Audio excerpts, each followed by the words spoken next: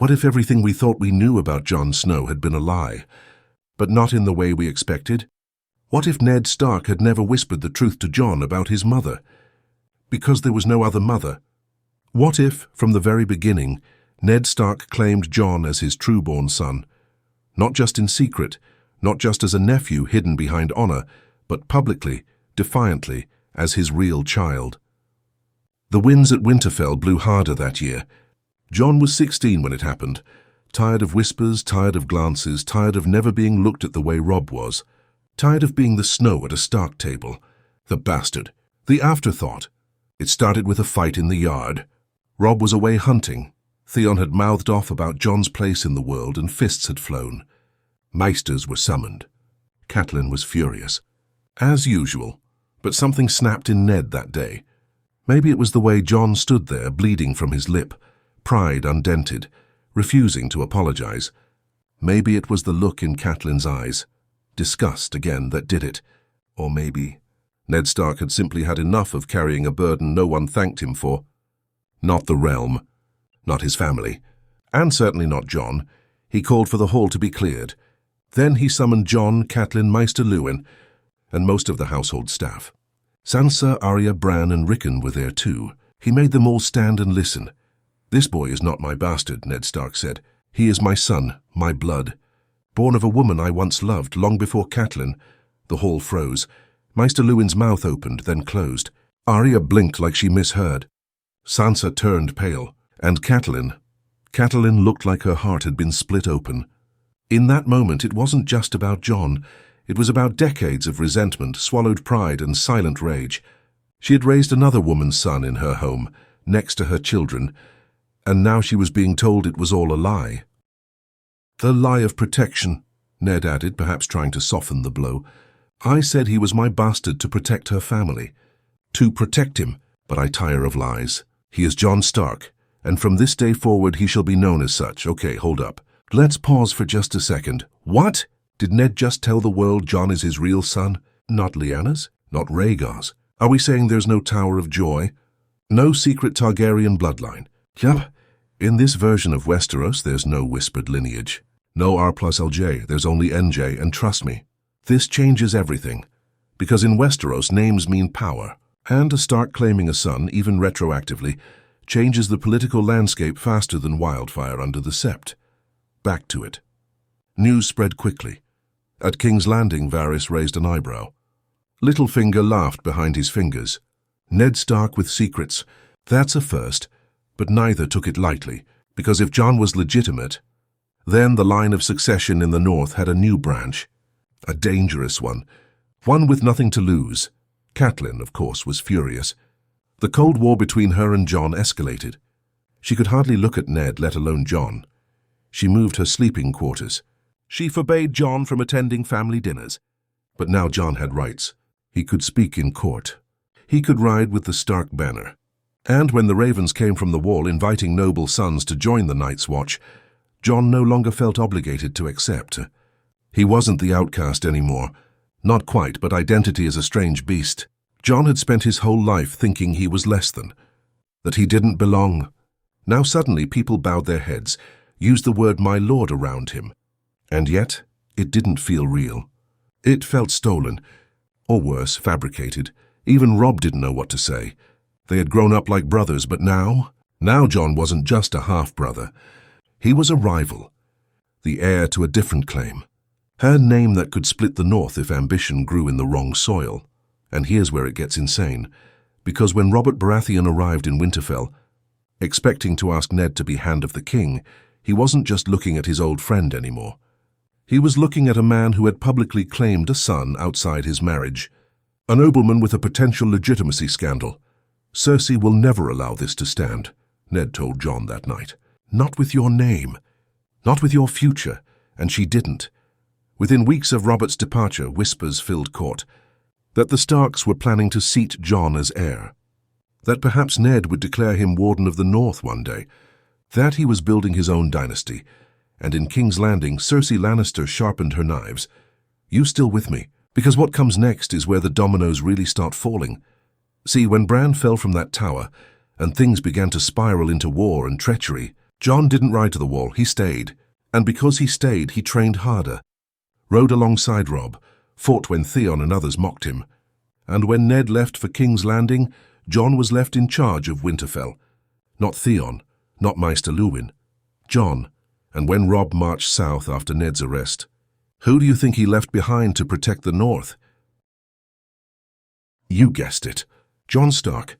The bastard had become the Guardian. The outsider now sat at the head of the Stark table. But here's the real twist. Jon didn't know who his mother was. Not really. He believed Ned's version, a woman he had loved before Catelyn but who died long ago. That lie remained, and so did the question, why now? Why reveal it after so many years? And maybe, just maybe, someone else started asking too, because if the truth about Jon's legitimacy was false once, could it be false again? And what if Ned Stark was hiding something even bigger than just a false bastard? The days after Ned's revelation passed like a slow-moving storm. The halls of Winterfell were quieter but not calm. Every corridor held whispers, every meal averted gazes. Catelyn stopped speaking to Ned entirely. Not in anger, not in fury, something colder. She had given up her warmth for pride, and now both felt betrayed. She had spent 17 years honoring a silent arrangement, and just like that, Ned shattered it. Jon felt the weight of this change more than anyone. He had always wished to belong, truly, to wear the Stark name without shame. But now that he had it, the name came with eyes watching his every move, lips murmuring pretender when they thought he wasn't listening. Robb tried to act normal around him, but something had changed. It wasn't their friendship. It was the balance. They used to be equals now. Robb was the heir by marriage. Jon was the heir by blood, and in Winterfell that mattered more than love. Maester Luwin tried to ease the shift. He said titles meant little without loyalty. That Ned's declaration would settle once time passed. But time didn't help. Not when ravens flew in from neighboring houses with cautious words. Not when old bannermen began asking questions. If Jon is his son, where is the mother's name? Why now? What does he gain? One man came uninvited, Roose Bolton. He arrived without warning, his pale son by his side, riding into Winterfell as if summoned by blood. He stayed 2 nights and spent most of them speaking with Ned behind closed doors. When he left, he said only this to Jon. "Names are knives, boy. And your father just sharpened yours." Jon didn't sleep that night. Meanwhile, Robb prepared to leave for River Run. Catelyn's family needed aid. Lord Hoster Tully was dying, and tensions with the Freys were rising. Ned agreed to send Robb, but this time he didn't ask Jon to stay behind. "You'll ride with him," Ned said. "You're his brother," and it sounded noble, fatherly. But deep down, Ned knew the truth. If war came, the North couldn't afford cracks in the Stark image. The people had to see 2 sons riding side by side. Unity, even if it was wearing thin. Let me hit pause real quick because this is so crucial. If Jon rides south with Robb before the War of the Five Kings, that changes everything. Think about it. No Night's Watch, no ghost left behind, no vows of celibacy. No battle with the White Walkers. And, most importantly, no wall separating Jon from power. Jon Stark is stepping onto the game board now. Not as a silent watcher from the north, but as a potential kingmaker, or king himself. Back to the ride south. Tensions grew. Robb tried to ignore them, but Jon could feel it in every sideways glance, every moment of hesitation when commands were given.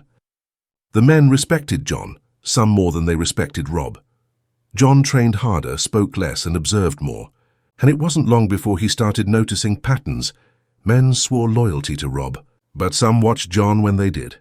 One night near the twins, Jon caught a glimpse of something darker. A note slipped under his tent flap. No signature. Just words.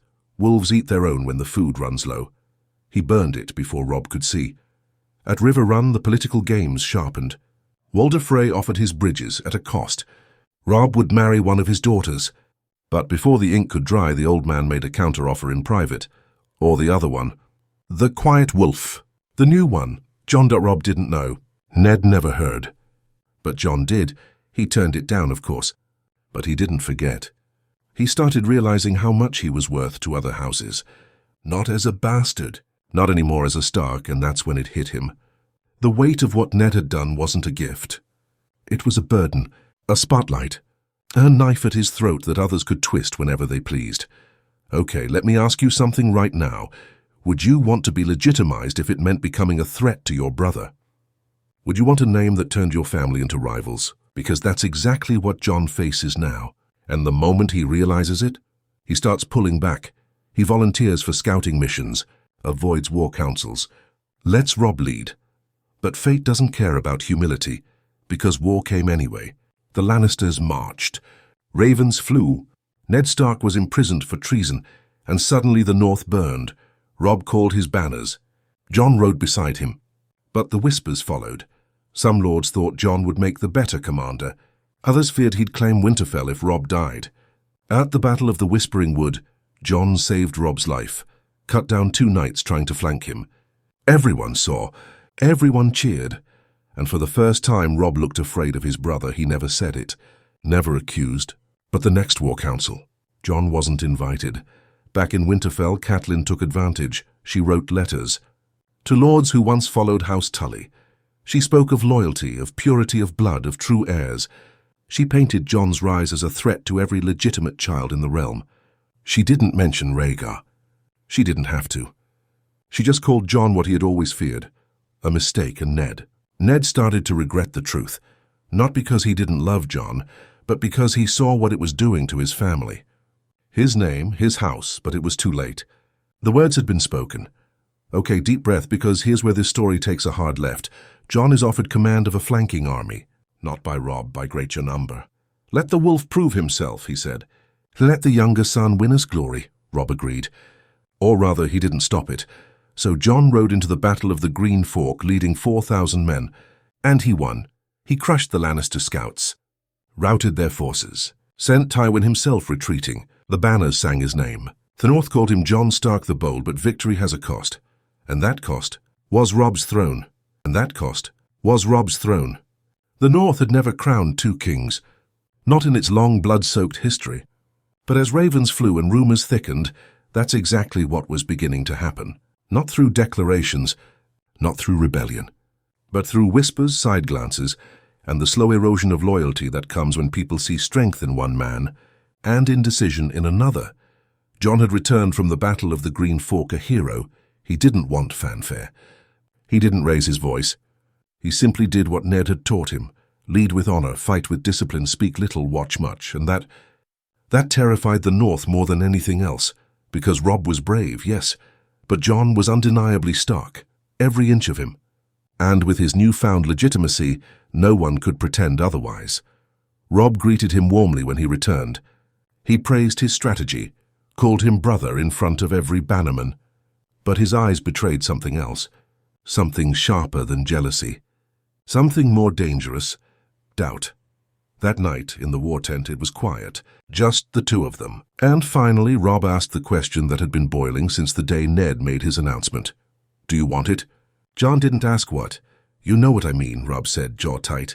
Do you want the North? Jon stared at the fire for a long time before answering. I want peace. That's not what I asked. Jon met his eyes. Then no, I don't want it. I never asked for it. But Robb didn't believe him. And maybe, deep down, Jon didn't believe himself either.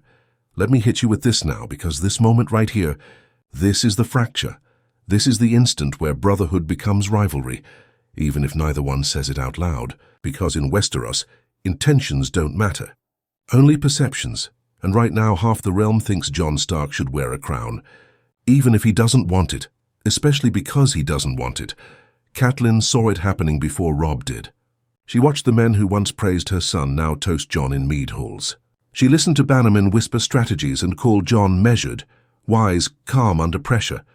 Robb, they said, was his father's son, but Jon was something more, she wrote again, this time to her uncle Brynden Tully, to House Glover, to Lord Manderley, each letter carefully written, each one painting Jon as the threat to peace, a false heir, a source of division. And in every letter she never once named Lyanna because Ned's lie had held, and that meant Jon was still Ned's son. No Rhaegar. No Targaryen claim. No rightful heir to the Iron Throne. But a bastard-turned Stark was still dangerous enough. And here's where it gets insane, because just as the Northern Lords were deciding where their loyalties truly stood, news came from King's Landing Ned Stark. was dead, beheaded by Joffrey Baratheon. The north erupted. Robb screamed in grief. Catelyn collapsed. Arya's location was unknown. Sansa was a hostage, but Jon didn't cry. He stood still.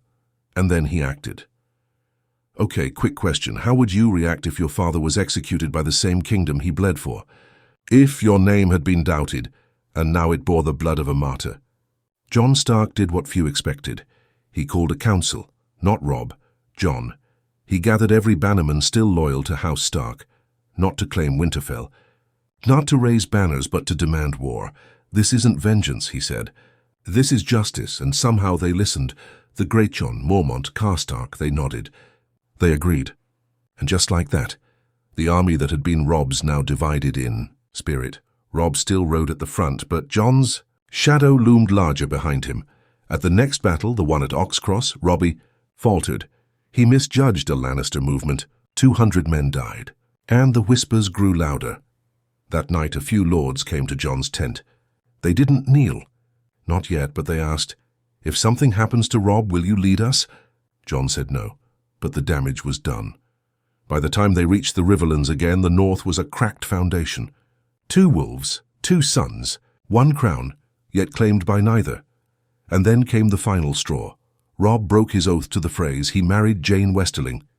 It should have been a minor offence. A boy's love. A lord's privilege, but Walder Frey was not a forgiving man. And he already had a second offer on the table, a proposal he had never rescinded. He offered his daughter to Jon Stark. And now, the choice fell to Walder's pride. Pause for a second. This is where it all turns, because if the Freys support Jon over Robb, the Red Wedding may never happen. Or it may happen differently. So let me ask, would you marry into the Freys if it meant avoiding war? Would you sacrifice personal happiness to stop a rebellion? Jon did. He accepted the marriage, silently, reluctantly, but with purpose, and in doing so, he became the Freys' champion, the honest Stark, the one who kept his word. Robb didn't even speak to him after the wedding, not because of the betrayal, but because he finally understood. He was losing the North not to a traitor, not to a madman, but to his brother, and that made it worse. Back in Winterfell, Catelyn received word, and this time, she didn't write letters. She summoned men quietly, dangerously, and whispered words no Stark should ever say. He was never Ned's son. He was never one of us. He was never one of us. Catelyn Stark had always been a woman of patience.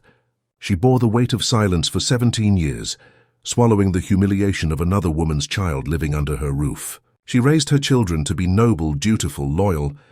But now, after Robb's isolation, Jon's rise, and a wedding that should have been her son's, her patience was gone, and in its place was calculation.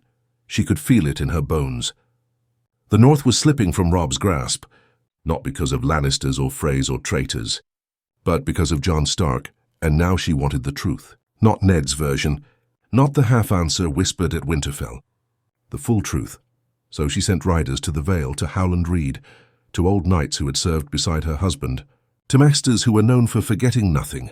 And what came back? Shattered everything. Here's where it gets unreal, because for 17 years, Catelyn believed Jon was the product of Ned's one betrayal, some nameless woman from the south, a fleeting shame hidden behind northern honor. But the truth was that Jon Snow wasn't Ned's son at all. He was Lyanna Stark's, and Rhaegar Targaryen's, and Ned had lied not just to protect the boy, but to protect the entire realm from another dragonborn heir. Targaryen raised as a Stark. Pause, let that sit, because Catelyn Stark now knows what no one else does. Jon isn't just a rival to Robb, he is a legitimate threat to the Iron Throne itself, and for the first time her fear shifts. She's no longer trying to defend her son's crown in the north. She's trying to prevent the rebirth of House Targaryen. She calls a secret council, only the most loyal men, those who lost sons in Robert's rebellion, those who still remembered Rhaegar's name with hate. She tells them what she's learned. Some are shocked, others furious, but all agree. This truth cannot become public. If the realm discovers a Targaryen raised in the north with the Stark name behind him, it's not just Robb who loses everything. All of Westeros would burn. Back at Riverrun, Robb feels it too. The shifting of the air, the way bannermen now salute Jon first, how his new wife walks behind Jon's Frey bride in public, how even Grey, Wind doesn't growl around his brother anymore. Jon remains humble, distant, careful not to overstep, but that only makes it worse. Power that doesn't speak is the most dangerous kind.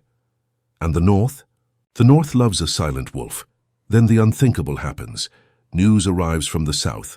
Renly Baratheon is dead. Stannis marches. King's Landing is in chaos.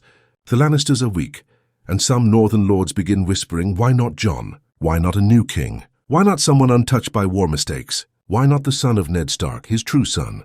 Robb hears it, feels it in every conversation that stops when he enters, every nod that comes a second too late, and finally he confronts Jon. You're not my enemy, Robb says, eyes burning. I know, Jon replies quietly. Then why do they look at you like you are? Jon doesn't answer, because he doesn't know either. Let's pause real quick because this is critical. Robb and Jon are now standing on opposite sides of a line neither of them drew. Jon didn't ask for this. Robb didn't create it. But the realm made it, and now Catelyn wants to erase that line with blood. She sends a raven to House Frey, a simple message. A wolf in sheep's skin walks among us. If you want to keep your bridges, you'll help us burn his. It's unsigned, but it's understood at the same time. Jon is summoned by an unexpected ally, Howland Reed, the only man alive who was at the Tower of Joy with Ned. Reed's letter is cryptic. Your name is not yours, and neither was your father's silence. Jon, confused, rides out to meet him, leaving the camp for the first time in weeks, and what he learns at Greywater Watch changes his world forever. Reed confirms everything. Lyanna Stark, Rhaegar, the secret wedding, the birth, the promise Ned made. Jon feels his blood freeze. The man he thought was his father wasn't. The brother he rode beside wasn't. He is no longer Jon Stark. He is Jaehaerys Targaryen, last living son of the Dragon Prince, born with both ice and fire in his veins. Now stop for a second. You're Jon. Everything you believed, your honor, your shame, your place in the world, it's all been a lie. What do you do? Claim your name, or bury it forever? Jon doesn't know, not yet, but Catelyn. She's already decided he dies before he decides anything. Back at camp, Catelyn's plan is in motion. Jon's tent is empty, but she sends assassins anyway, blaming them later on Lannister spies. Robb is furious when he finds out, calls her reckless, cold, dangerous, and for the first time in her life, Catelyn slaps her son. You're too blind to see it. She screams, he'll destroy you, not because he wants to, but because the world will demand it. Robb orders her confined, not executed, not exiled, just removed. And just like that, the last strings holding House Stark together are cut. When Jon returns, he knows the truth. About his name, about Catelyn, about the North, he says nothing. He walks into Robb's war tent, kneels and says, I will follow you, my king. Robb looks down at him, broken, and says, I don't know if I deserve that anymore. When Daenerys Targaryen finally set foot on the shores of Westeros, the realm trembled, not because a new invader had arrived, but because an old name had returned with dragons. Word of her landing at Dragonstone spread like wildfire. Lords who had once sworn to the crown now hesitated. Bannermen of the Reach, the Stormlands, even Dorne, quietly began sending envoys. The Lannisters scrambled to fortify King's Landing, and across the narrow sea of ravens and rumors, the North listened and wondered. But no one listened more closely than Jon Snow, or rather Jaehaerys Targaryen, son of Rhaegar and Lyanna. A truth now buried deep beneath his chest, heavier than any sword. He hadn't told Robb, not yet. He still wore the direwolf on his chest, still answered to Jon, but every breath he took felt like it didn't belong to him anymore, like he was pretending to be a man that had already died in the cradle. Let me hit pause for just a second. This moment, this is where everything starts to unravel, because Daenerys isn't just a queen with dragons, she's his aunt. And if her plan is to reclaim the Seven Kingdoms through fire and fear, then what does Jon become? A rival, a threat, or the only person who could ever stop her? He didn't want a crown. He never did, but now. It wasn't just about crowns. It was about bloodlines, legacy, the war to come, and Catelyn Stark. She had already begun preparing for that war. Still imprisoned by Robb, she sent her last raven to House Arryn, to Sweet Robin, appealing not through politics but through blood. Your mother was my sister. Will you let a dragon rule over your cousins? She signed it with her own name, no titles. Just Catelyn, and it worked. The Vale began to stir. Back in the north, Jon took Robb aside. They walked beyond the war camp, past the soldiers, past the tents, into the snow-covered woods. I need to tell you something, Jon said. Robb just stared ahead. Is it about Catelyn? Or the whispers in the camp? No, Jon said. It's about me. And he told him everything, not just the secret of his birth, but the truth about Daenerys, the dragons, the claim she would make, the blood they shared. When he was done, Robb said nothing for a long time. Then, "You're a Targaryen," Jon nodded. "And you told me you didn't want the North?" Robb said, "I don't. But now you could take more than that." Jon's face hardened. "That's not who I am." "Maybe not," Robb said. "But what if the realm decides that's who it needs?" Boom, right there. Did you catch it? That wasn't just a brother talking. That was a king preparing for betrayal. Because Robb Stark knows how Westeros works, and the moment a Targaryen shows up with dragons, the world will want another one to balance the scales. The next council meeting was tense. Lords debated whether to send an envoy to Dragonstone. Some urged diplomacy, others steel, and one man, Wyman Manderly, stood and said what everyone else feared to say: "We have a dragon of our own." One raised among wolves, one who bled for the North. All eyes turned to Jon. He said nothing, but his silence spoke louder than any vow. That night, Robb sent Arya away under guard. Secretly, quietly. She didn't want to go. She fought him, called him paranoid. But he insisted. "If this turns into civil war," he said, "I want at least one of us to live through it." And that same night, Jon received a raven from Daenerys. Yeah, it's happening. She'd heard of him. Heard of a Stark commander rising in the north. Of a war hero.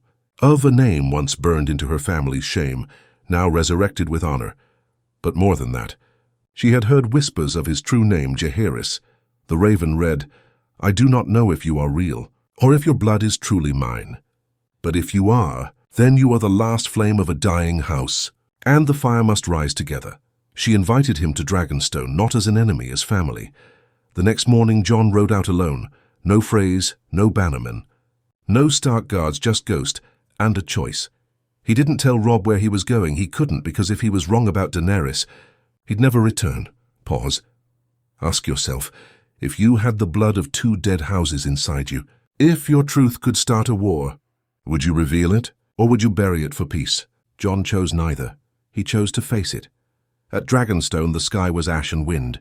Dragons circled above, wings like storm clouds. Jon stood before Daenerys as equals, though neither felt like it. She was fire. He was frost. "You have his eyes," she said softly. "Rhaegar's." Jon said nothing. "Do you want the throne?" she asked. "No." "Then why are you here?" Jon looked at her for a long time. "Because the world thinks I should, and just like that, the real game begins. Because now there are 2 Targaryens on Westeros, both legitimate, both born of war, both shaped by loss, one with dragons and one with the North." Robb receives word of Jon's meeting with Daenerys 3 days later. He doesn't wait for explanations. He calls his banners. Catelyn smiles from her cell, because she knows the war she feared is here. The war she feared is here. The North had always stood as one. Through famines, wars, kings and conquerors, it had held firm, united under the direwolf banner. But not anymore. Not after Jon rode to Dragonstone. Not after the whispers turned into battle cries. Robb Stark called his banners in the dead of night. Not with joy, not with vengeance, but with grim duty. He didn't say Jon had betrayed them. He didn't say he was a traitor. He didn't need to. He just said, "A Stark meets with dragons while his king waits in the dark." That was enough. House Umber came first. Then the Karstarks, torn between blood and loyalty. Then House Glover. Then the tall towers of House Tallheart. Men who had bled for Robb at the Whispering Wood, who had buried sons after the Green Fork, now rode not for a throne but for a line in the snow. Because here's the thing. Jon hadn't made a claim. He hadn't raised a banner. But he had done the one thing the North could not forgive. He left without permission. He spoke with fire. He acted like a king without being one. And to men like Rose Bolton, that was all the justification they needed. Let me pause right there and ask you something. If your brother became the single greatest threat to your reign, would you kill him? Would you face him in battle? Because Robb Stark just made that decision. and now he rides to cut down the only man he's ever truly called brother. But Jon wasn't preparing for war, not yet. At Dragonstone he walked the halls of old Targaryen kings. He spoke with Tyrion Lannister, now hand to Daenerys. He watched dragons circle the cliffs. He studied maps. He listened, and he began to understand Daenerys not just as a queen but as a symbol. She believed in rebirth, in justice through flame. In breaking the wheel, Jon believed in survival, in protecting the living, in avoiding the very war he now saw coming. They argued often. "We can rule together," Daenerys said. "Ice and fire, wolf and dragon." "I'm not here to rule," Jon said, "but they will make you," she warned. "And if you don't claim your place, others will die for your silence." That night, Jon stood on the cliffside with Ghost. He whispered the words he hadn't dared speak aloud until now. "I am the blood of the dragon." But the wind carried no answer. 3 days later, a raven arrived. Robb Stark had crossed the neck. His army was marching south, and behind them came Catelyn, not as a prisoner anymore, but as the one holding the secret that could shatter Jon's entire existence. Let me tell you how it all snaps, because it's not a war cry. It's not a battle trumpet. It's a single sword unsheathed. House Manderly breaks from Robb's side, declares for Jon, says Stark blood is Stark blood, and the realm needs unity, not vengeance. House Reed follows next. Then the Blackwoods. Half the North fractures in a week. The line is drawn on one side. Robb Stark, the young wolf, the crowned king of the North. On the other, Jon Snow, the silent wolf, the blood of fire hidden beneath the fur. At River Run, Robb convenes a war council. Only 6 houses remain loyal without hesitation. Even Sir Brynden Blackfish, his own uncle, is hesitant. And worse, whispers begin that Lady Catelyn may have stirred this fire herself. Because why would she leak the truth to Arryn? Why would she write so many letters? Why would the Targaryen girl invite Jon only after Catelyn started speaking again? Robb doesn't confront her. He simply stops asking her opinion. And that, for Catelyn Stark, is the final betrayal. Because in her eyes, she saved her son, even if the cost was the other one. Meanwhile, at Dragonstone, Daenerys gathers her war council. Jon is silent until Tyrion asks him directly. "If it comes to war," he says, "will you fight for the throne?" Jon's reply is quiet. "I'll fight for the realm." "And what is the realm to you?" Daenerys presses. Jon looks her dead in the eyes. "Not a crown. Just people who deserve to live." It should have been enough, but it wasn't, because Catelyn's final move hadn't played out yet. And when it did, it would ignite the North like wildfire. She sent a raven to Winterfell to Sansa simple words: "He is not your brother. He is not a Stark. He is Rhaegar's son." And just like that, Sansa turned. Sansa turned. The snow fell heavier than ever over the North, each flake like ash, each gust of wind like a whisper from the old gods, warning, mourning, judging. And beneath that silent sky, the banners of 2 wolves unfurled across Westeros. On one side, Robb Stark, the crowned king in the North, marching from River Run with 20,000 men and a mother's broken trust beneath his feet. On the other, Jon Snow, no longer a bastard, no longer just a Stark, standing at the edge of fire and blood, a raven-haired phantom bearing the bloodline of kings and dragons. The realm didn't know who to follow. And worse, neither did the Stark children themselves. At Winterfell, Sansa read Catelyn's letter 3 times. "He is not your brother. He is not a Stark. He is Rhaegar's son." She didn't believe it. Not at first. But the seal was her mother's. The ink was still fresh. The phrasing too specific to dismiss, and worst of all, it made sense the way Jon looked. The way Ned had protected him. The way Jon never really fit, even when everyone loved him. The truth wasn't just possible, it was inevitable. So when Robb's raven arrived, asking Sansa to declare loyalty to him alone, she didn't hesitate. She did not bend the knee to Jon. She declared for House Stark, but Jon wasn't that anymore. Let me pause right here, because this is the part that hurts. Not swords, not fire, but family. Jon didn't lose a battle. He didn't lose a throne. He lost Sansa, the girl who once defended him at the table when Catelyn turned cold, the one who once called him brother in a voice soft with kindness. Now, she stood with Robb, and that, more than anything, carved a canyon in Jon's chest that no crown could fill. He still didn't raise his banner, still didn't call himself king, but the realm no longer cared what he called himself. He had Daenerys behind him now. Dragons overhead, half the north speaking his name as if it had always belonged to them. And so the march began, not with joy, not with songs, with dread. Robb took the Riverlands. Jon held the neck, 2 armies pushing, twisting, circling like wolves in the snow, waiting to pounce. The Vale stood still, uncertain. The Reach watched from afar. The Lannisters laughed. 2 Starks eating themselves while King's Landing held its breath. And then Arya returned. She rode alone. No banners, no escort. Just silence and steel. She came through White Harbor, stayed one night, then vanished into the frost. She visited neither camp, neither brother saw her.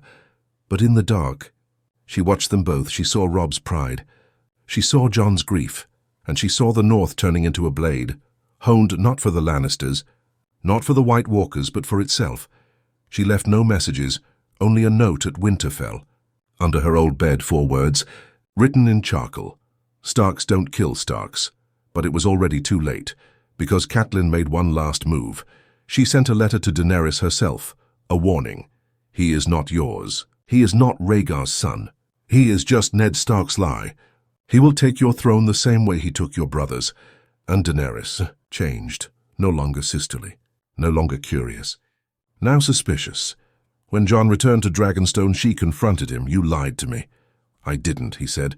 I didn't even know who I was until last moon. Do you want the throne? I don't want anything. But they do, she said coldly. And they'll burn the world for it. Jon didn't respond. He just looked at her the same way he once looked at Robb. Heartbroken, cornered, and unsure who would strike first. And now comes the moment. You're not ready for this. Because the war doesn't begin on a battlefield. It begins at Moat Cailin, where Robb's scouts find Daenerys' dragons circling above. Where Jon rides to the edge of the marsh alone, offering parley. And Robb, he accepts because somewhere inside, he still wants to believe in peace. Still wants to believe his brother is in there.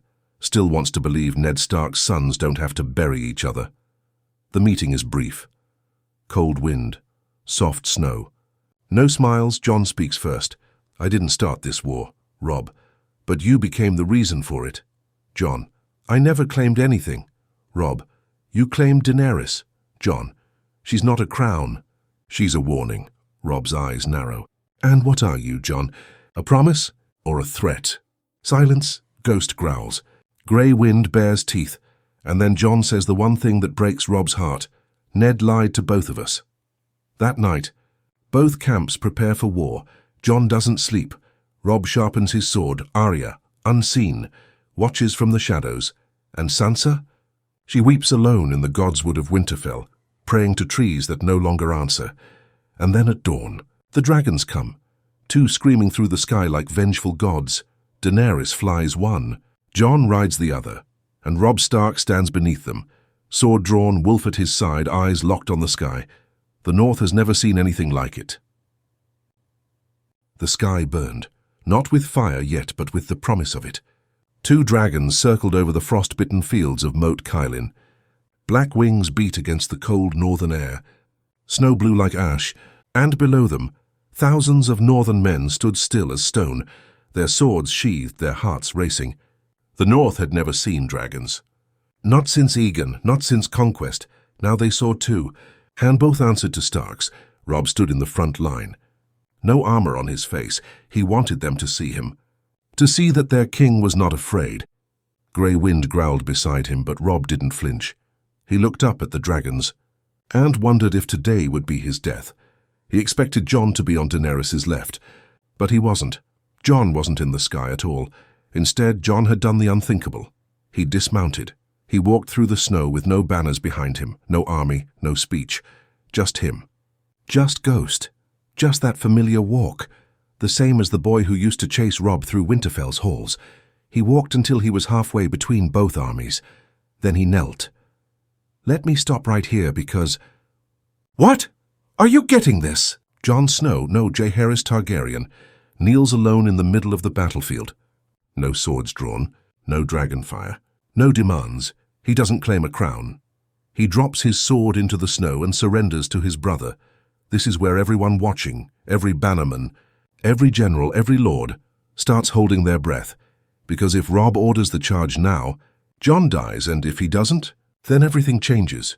Robb rides forward, not fast, cautious, grey wind behind him. Bannermen screaming not to trust it, not to fall for it, but Robb keeps riding. He stops just a few feet from Jon. The wind howls between them. What is this? Robb says, voice hoarse. A trick? Jon looks up, snow stuck to his lashes. This is the only way I know how to stop us from killing each other. You betrayed me. No, I left to stop the war before it began. I failed. So now I kneel, and I'll stay here until you believe me. Silence, no shouting, no lightning. Just two wolves in the storm. Robb dismounts. Grey wind growls but doesn't lunge. Robb kneels. Tuon whispers, I missed you, brother. Back at Daenerys' camp, Tyrion holds his breath. He watches the two kneeling Starks, and for the first time in months, he dares to believe that maybe the realm won't burn. But Daenerys watches the same scene and feels something crack. They didn't need her dragons. They didn't kneel to her. They knelt to each other. That night, peace talks begin, quietly, carefully. Robb and Jon speak first. Just them. Robb says he'll yield the march if Jon swears not to claim the north. Jon says he never will. Robb wants him to break with Daenerys. Jon refuses. She's not what they say, he says. She only burns those who would destroy peace. But Robb remembers what happened to Aerys. He remembers what fire does. Jon tries to explain about the White Walkers. The Wall, the real threat, but Robb's never seen them. He thinks it's a tactic, and that's when Arya finally appears. She walks into the tent like a ghost. No guards, no warning, Robb, she says. You need to listen to him. Robb stands. You've seen them too? He asks. I've killed one, Arya says. Jon nods, quietly, and the room falls still. Because for the first time, Robb starts to see past pride. Past banners. Past the war, but peace isn't cheap. Because back at Winterfell, Catelyn Stark acts again. She learns that Jon and Robb have met, that peace might be coming, that her son might forgive the boy. She raised with a clenched heart, and she can't let that happen. So she writes to Daenerys herself again, but this time, she doesn't warn her about Jon. She tells her what Jon really is to her. He is Rhaegar's son, but the North will never kneel to dragons again. Unless fire teaches them how, and Daenerys listens. She flies, alone, straight to Moat Cailin, where Jon and Robb are mid-discussion, still fragile, still hopeful, and from the sky comes the roar, Drogon. She lands in fury. Demands to speak with Jon, orders Tyrion to stay back. Robb watches from afar as Jon and Daenerys argue in the snow. He can't hear them, but he sees the fire in her eyes, the desperation in Jon's voice. Daenerys tells him what Catelyn wrote, tells him she believes he will take the north and then the south, that he'll betray her as. All men betray queens. Jon says no, begged her to stop, but Daenerys doesn't. She turns and commands Drogon to burn the camp, and that's when Robb acts. He charges forward. He doesn't scream, doesn't threaten. He leaps from his horse and tackles Jon out of Drogon's path just as the fire hits the ground. Snow turns to steam. Men scatter. Grey wind howls. Ghost leaps to protect, and above it all, Dragon roars. But Jon doesn't strike Daenerys, even now, even after everything. He just stands there and says, "You don't have to become what they feared." Daenerys is crying, trembling, and then an arrow flies from the trees meant for Daenerys. But Jon steps in the way and takes it through the shoulder. Everything stops. Daenerys screams. Drogon screeches, and in that moment she finally sees it. He would die to protect her even now, even broken, even betrayed. And Robb, he steps forward, catches Jon as he falls and says, "You stupid, honorable fool," Jon groans. That's the Stark in me. Later that night, in the silence of the healing tent, Jon lies bandaged. Daenerys sits beside him. She doesn't speak, neither does he. But the war is over.